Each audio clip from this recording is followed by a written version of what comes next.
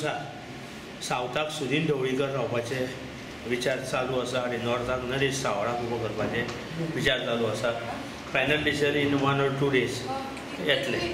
आनीक जे आज आमदार रात्रीचे रातोरात दरोडो घालून पळून गेले त्याचो आमी निशेध केलो. कारण आमी सहकारी म्हणून ज्या पक्षा खातीर वावुरले त्यांनीच आमचो घात केलो. कितें असो घात मोगो पक्षाक 2-3 जाल्लो आसा.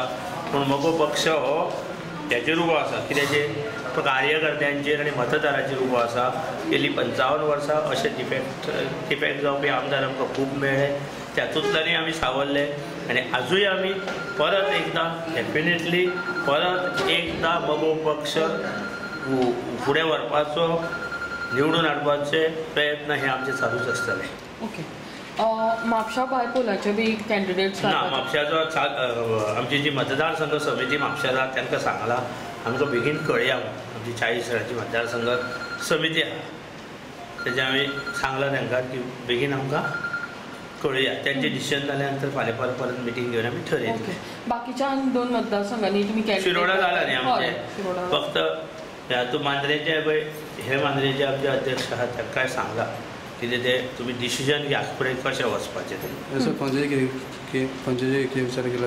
पणजी मधून उशीर आहे.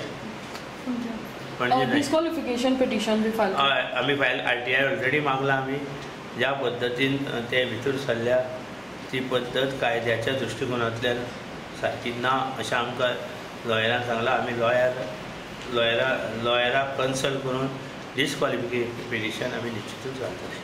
ओके. आतां RTI कितें म्हणून फायल केला? आमी पेपर जाय न्ही सगळे त्या खातीर आमी फायल केल्ले आसा.